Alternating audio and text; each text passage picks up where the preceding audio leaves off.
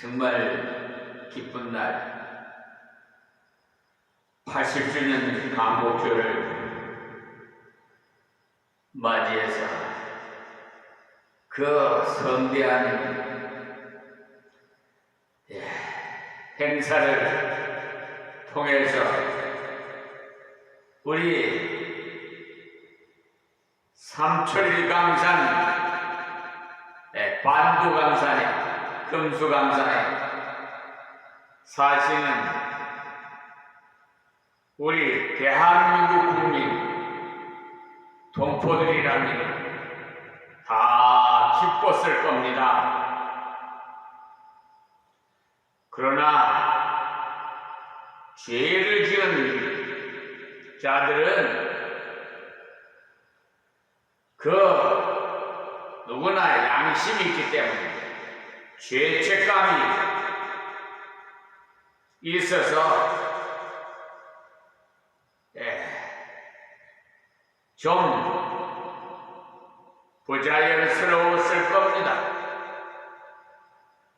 우리가 인접국가인 일본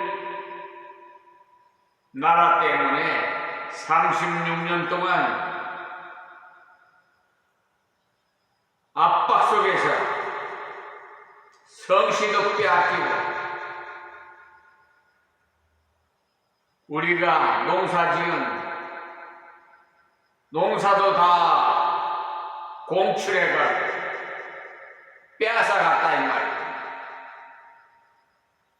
또 녹그릇인 밥그릇이니 뭐니 하여튼 녹그릇이라는 녹그릇은 다 빼앗아가서 탄피 만들고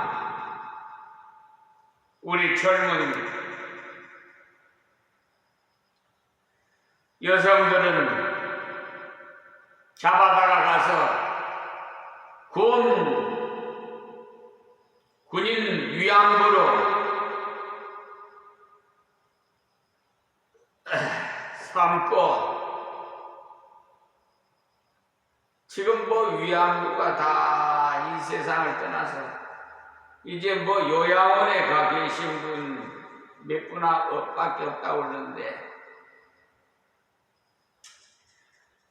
어떡합니까? 이렇게 세상 살다 보면 굳은 날도 있고 맑은 날도 있듯이 음지가 양지되고 양지가 음지되는 하나님의 법칙이 다 우연이 아니라 하나님의 그 예정된 예정론에 의해서 지금 공정과 자제를 이렇게 우리가 살고 있는 지구를 다스려야 이 지구뿐만 아니라 우주를 만물을 다 다스린다 이 말이에요. 그분이 우리 아버지라는 사실만 믿으시면 여러분 어떠한 처지에 있든지 행복합니다. 여러분 감사하시기 바라고 오늘도 하나님께서 주신 말씀 이 미만의 종이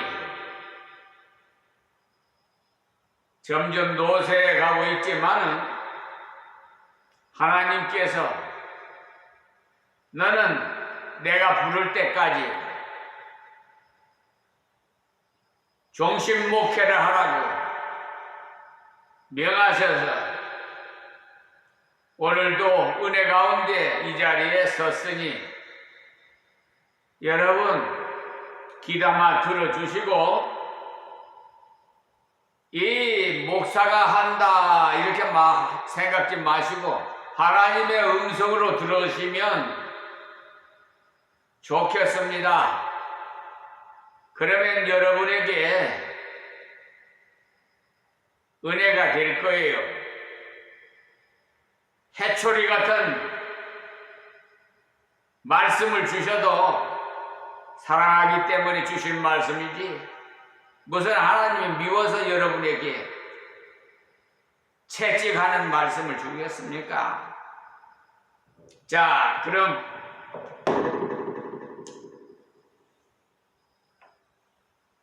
본론으로 들어가겠습니다. 자, 갈라디아서 강의 설교로 이 새벽 기도 시간도 10절에서 12절 말씀을 서론을 먼저 말씀드리겠어요. 갈라디아 교회에 들어온 율법주의 이단 때문에 바울 사도가 1, 2장을 통해서 자신이 걸어온 자취를 들어서 자신이 사도된 것이나 자신이 하나님의 뜻을 따라 복음 전하게 된 것은 전적으로 하나님의 은혜로 된 것이고 믿음으로 걸어왔다고 간증을 했어요. 그래서 2장 16절에서 사람이 어렵게 되는 것은 율법의 행위로서 난 것이 아니요 오직 예수 그리스도를 믿음으로 말미암은 줄 아는 거로 우리도 그리스도 예수를 믿나니 이는 우리가 율법의 행위에서 아니고 그리스도를 믿음으로써 어렵다함을 얻으려 함이라, 이렇게 말씀하셨어요. 바울 사도가 왜 이렇게 길게 말하면서 갈라디아 성도들에게 명확하게 가르쳐 주고자 했느냐 하면, 이들은 이미 주님의 십자가 부활을 믿음으로 죄사함 받았고 영생의 복을 받았어요. 그런데 이단자들이 들어와가지고 예수만 믿는다고 구원받는 것이 아니고 율법도 행해야 구원받는다고 했으므로 갈라디아 성도들의 마음에 혼란이 생겼어요. 지금도 이런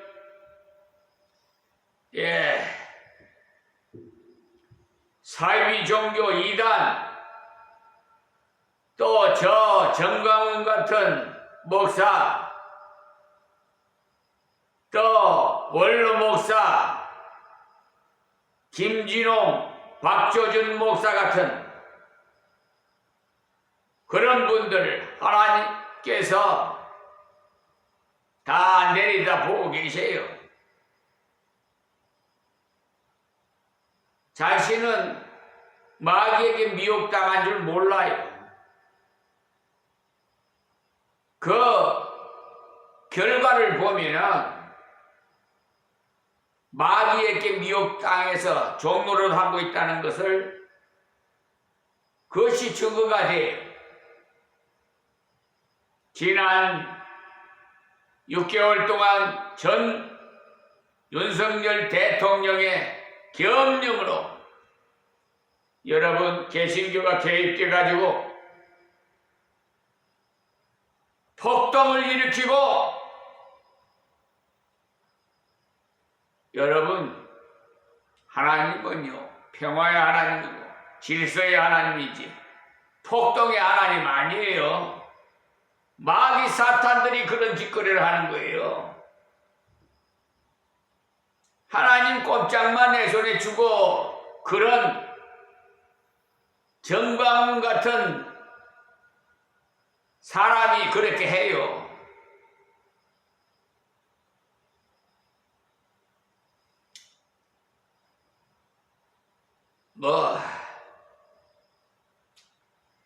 국민 저항권이라 했으면서 그건요 정광훈 목사가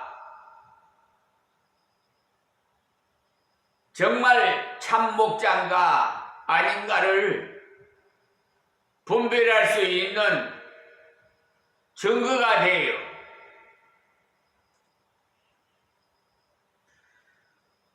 우리가 무슨 그리스도인이 혁명가입니까?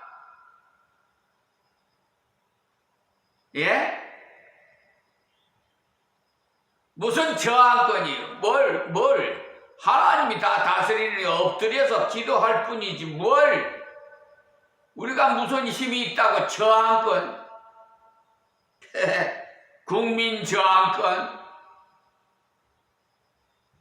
마귀에게 미혹당한 자들이나 그런 소리 하는 것이 하나님 앞에 기도해서 하나님 그 권능으로 다스려 달라고 해야지 어디 감히 하나님을 반역해? 반역자는 사탄들이 그런 거예요. 마귀는 이간자고.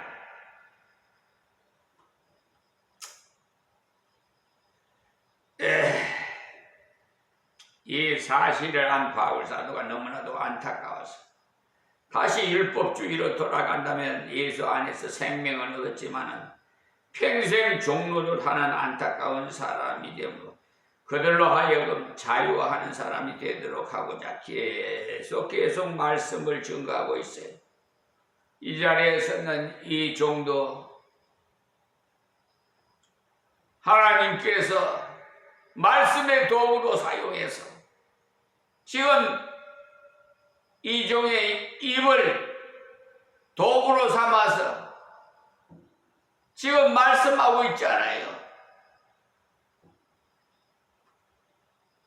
저도 이 복음의 말씀 전하기를 간절히 원하는 것은 복음을 듣는 여러분들이 그리스도 안에 자유함을 누리면서 하나님께 자원하는 봉사자가 되기를 원해서입니다. 그래서 순수한 복음만을 전하고자 해요. 우리 한국에 처음 복음이 들어왔을 때는요, 순수한 복음이 들어왔어요. 선교란 자체가 육신적인 것을 가지고 갈 수 없기 때문에 선교사로 오신 분들이요, 상당한 선진 문명을 가지고 누리던 분들로서 복음 때문에 후진국에 들어와서 많은 고초를 당하면서 복음을 전해야 했기 때문에 순수한 복음을 믿는 믿음이 없이는 오기가 어려워요. 한국 땅에 오기가 어렵단 말이에요. 그런데 그 후에 교회가 점점 커지자 점점 의식주의로 율법주의로 흘러가는 경향이 있어요. 지금 그런 경향이 많아요. 그래서 개신교인인지 가톨릭교인인지 구분이 잘 안 되는 경우도 있어요. 권위주의로 의식주의로 흘러가서 예배가 말씀 중심에서 떠나가고 다른 잡다한 순서는 점점 더 많이 만들고 있어요. 그러다 보니까 말씀 전하는 시간은 점점 줄어들어가고 그 결과 세속주의로 흘러가는 경향이 되어버렸어요. 스스로 보수적인 신앙가라는 사람이 율법주의에 잘 빠져요. 우리 교회도 보수교회입니다. 그 때문에 더욱 철저하게 깨달아야 돼. 보수란 말은 지킨다는 말로서 좋은 것입니다. 성경대로 믿음을 지키고 성경대로 믿음으로 순종한다는 것이 참으로 좋은 것 아닙니까? 그런데 이것이 잘못 나가면 율법주의자가 되기 쉬워요. 그 결과 자유를 잃어버리고 평생 율법의 종이 돼가지고 피곤한 예수를 믿게 되는 것입니다. 그래서 예수 믿는 것이 왜 이렇게 힘드나? 여러분 생각되면 율법주의에 빠진 줄 아세요? 내가 잘못 가고 있구나. 빨리 회개해야 돼. 진리 안에서 자유하는데 무슨 힘들 게 뭐가 있어? 바울 사도가 이 율법주의자들을 파괴하기 위해서 갈라디아서를 쓸 때는 강력한 표현으로 썼어요. 저도 저 빛과 소금의 역할인 불의와의 전쟁을 하다 보니까 이상하게 강하게 되더라고요.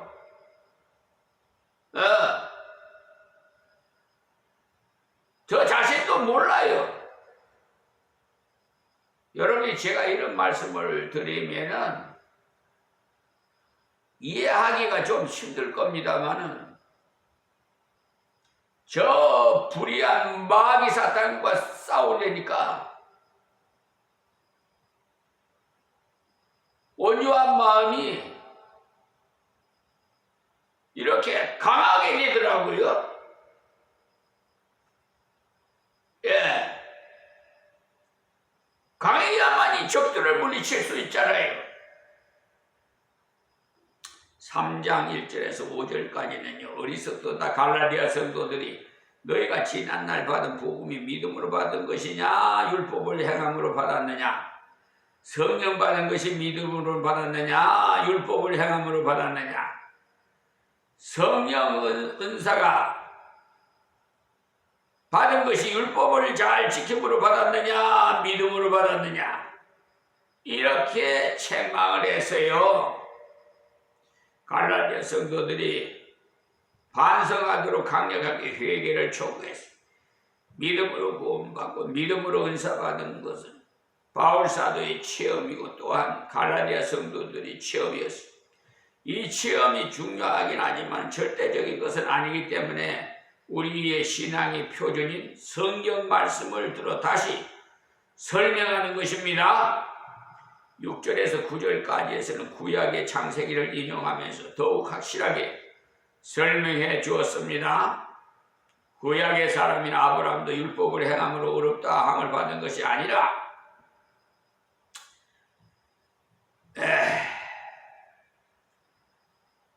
그러니까 믿음으로 의롭다 함을 받았다고 했어요. 율법은 모세 때 와서 주어졌는데 모세 이전의 사람인 아브라함이 율법도 없는 때 어떻게 율법을 행함으로 구원받았겠느냐라고 하면서 아브라함이 구원받은 것은 오직 그가 하나님을 믿음에 그것을 의로 여기셨으므로 아브라함이 율법으로 구원받은 건더기가 아무것도 없지 않습니까? 아브라함이 할례 받은 것은 믿음으로 구원받고 난 다음에 믿음으로 구원받은 것을 인치는 즉 구원받았다는 것을 보여주는 것이었지 할례 받음으로 구원받은 것이 아닙니다. 오산하지 마세요. 지금 우리가 세례 받는 것도 구원받고자 하는 것이 아니고 이미 구원받았기 때문에 공적으로 인정받게 하는 것입니다. 아브라함의 믿음은 죽은 자를 산 자같이 부르시는 하나님을 믿는 믿음이었어요. 즉 하나님은 생명의 하나님이시라는 말씀입니다. 부활의 하나님이시라는 말씀이에요. 죄인을 새롭게 하시는 하나님이시라는 말씀이고요. 아브라함은 그것을 믿었어요. 자기 몸도 죽은 것 같았고 자기 아내의 태도 죽은 것 같았습니다마는 하나님께서 너희 후손이 하늘의 별처럼 많아지고 땅의 모래처럼 많아지리라 이렇게 하셨을 때 그 말씀을 아멘 믿었어요. 자, 자기의 육체를 볼 때나 아내의 육체를 볼 때는 도저히 이루어질 수 없으나 아무것도 없는 가운데 빛이 있으라 하매 있었고 없는 것 가운데 인생을 지으시는 하나님이시라면 얼마든지 하실 수 있음을 믿었으므로 하나님이시면 그렇게 하실 수 있나이다 그것을 믿었어요.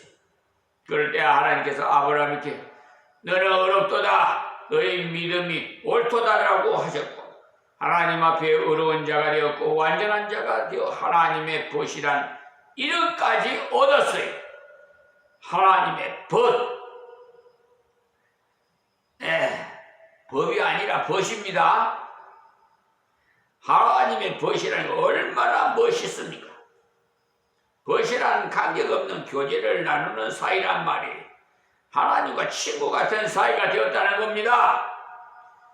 여러분이 하나님을 친구로 모시며 살아간다면 이 세상에 무엇이 들었겠어요? 우리 서로 받은 그 사랑은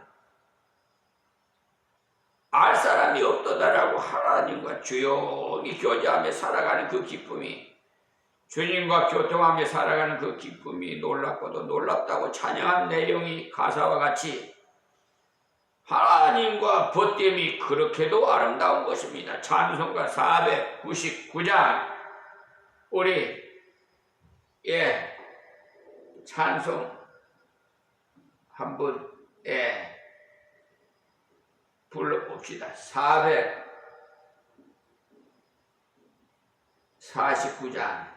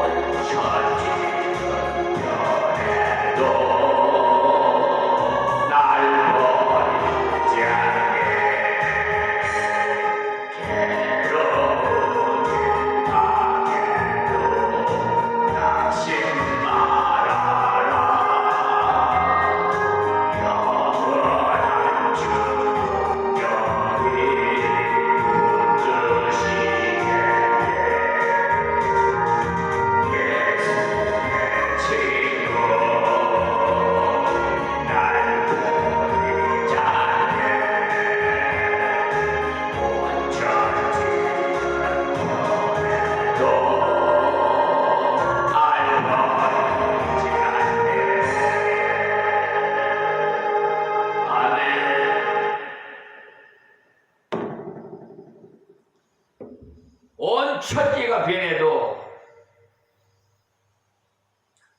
우리 예수님은 변함없어요.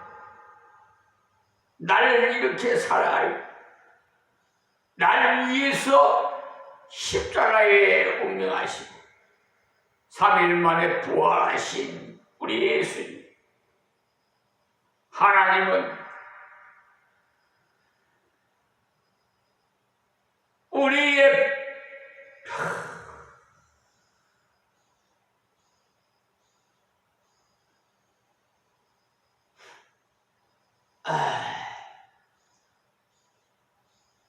구원자이시요 영생을 주시는 분이 여러분 감격스럽지 않습니까?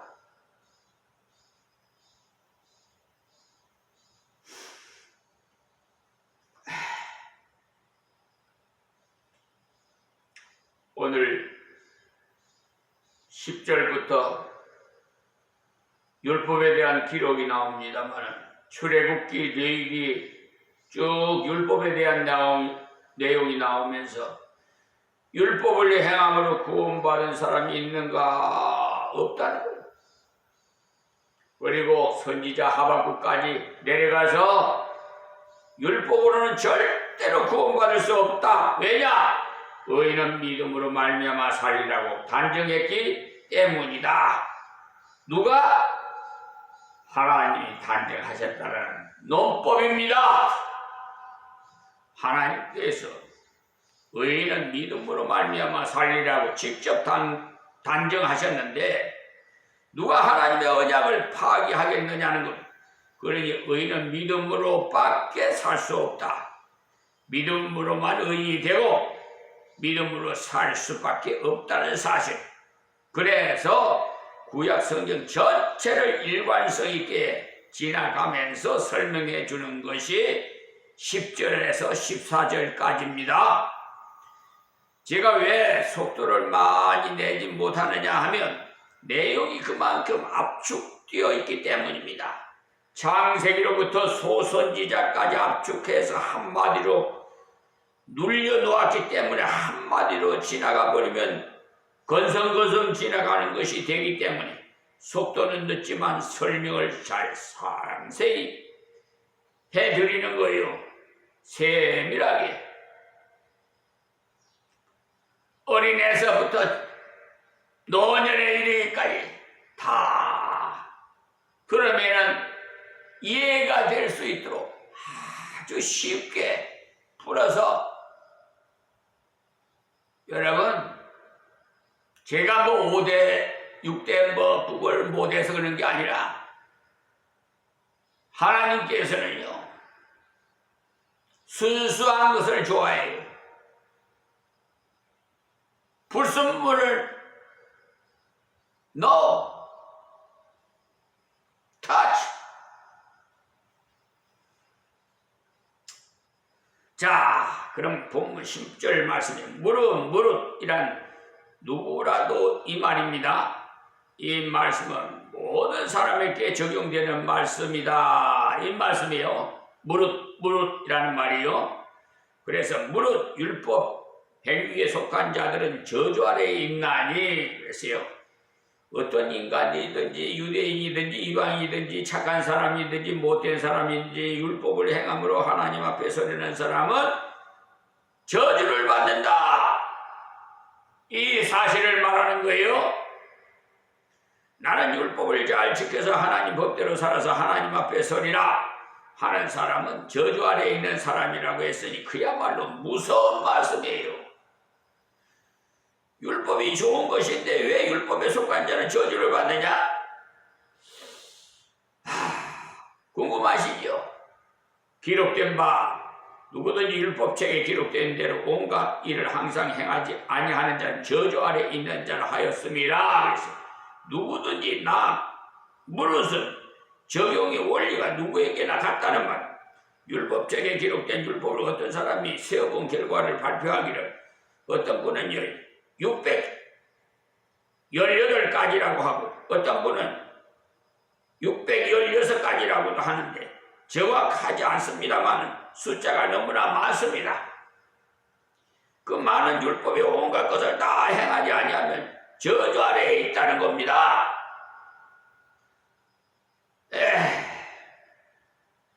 지난번에도 말씀 드린 바가 있습니다만 율법 중에는요 옷을 짤 때 양털과 다른 실을 혼합하지 말라는 것도 있는데 지금으로 말하면 혼방을 입지 말라는 것. 그렇다고 혼방 입으면 지옥 가는 거라고 생각하면 안 됩니다. 혼방 입어도 괜찮아요. 그러나 그것이 율법에 나와 있다 이 말입니다. 그 씨앗을 뿌릴 때 두 종류를 뿌리지 말아라는 희한한 율법도 있어요. 그런 온갖 율법, 하나님을 사랑하라는 율법도 있지만 식사할 때는 어떻게 하라는 율법도 있는데 그런 온갖 율법과 일을 항상 행하지 아니하는 자는 저주받는다는 겁니다. 한 번이라도 깜짝 잊고 행하지 않았다면 저주라는 사실. 그러니까 나이 25세쯤 되고 나니까 이제야 철이 들어서 나는 이제부터 율법을 잘 지키리라 하고 지킨다 하더라도 소용없어요. 65세 되기 전에 그러니까 25세 되기 전에 이미 어긴 것이 수도 헤아릴 수 없으니까 어찌할 수가 없는 거예요. 그래서 온갖 일을 항상 행하지 아니하는 자는 저주 아래에 있는 자라 하였음이라고 한 것입니다. 신명기 27장 26절을 한번 보시면 이 신명기는 출애굽기, 레위기, 민수기를 축약해 놓은 책이에요. 그러니까 재정리한 것이나 마찬가지. 이 율법의 모든 말씀을 시행치 아니하는 자는 저주를 받을 것이라 할 것이요 모든 백성은 아멘 할지라고 했는데 이 27장에는 페레그림의 표가 여러 있어요. 16절에는 그 부모를 경홀히 여기는 자는 저주를 받을 것이라 할 것이요 모든 백성은 아멘할지어다. 아멘할지어라 찐이라. 또 17절에는 그 이웃의 지게표를 옮기는 자는 저주를 받을 것이라 할 것이요 모든 백성은 아멘할지라고 했는데 부모를 가볍게 여기는 자는 저주를 받고 또 남의 밭이라고 표시해 놓은 돌을 옮겨도 저주를 받고 소경의 길을 잃게 하는 자도 저주를 받는 말씀을 하고 26절로서 결론을 지은 겁니다. 지금 형법 370조가 경제 측량 그러니까 경제법이요. 지금 우리 교회 옆에 저 땅 부지 토지를 산 주인이 측량을 하는데 이 강화 군 땅, 국어 땅으로는 그 경계목을 받질 않았어요. 표시를 해야 돼.